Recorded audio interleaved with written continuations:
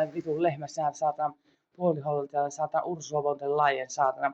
Ja kuvittelekaan saatana saavasi minun rahoja vulkaaneiden saatana vittu Norjan parlamentissa kanssa perkele, tai niiden NATO-äijien saatana täällä, joka ihmisvaihdoksia ammuskelemassa ihmisiä päihin.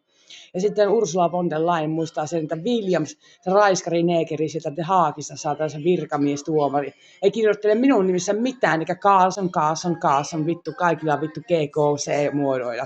Muista se ja Von Fried myöskään Europolissa saatana.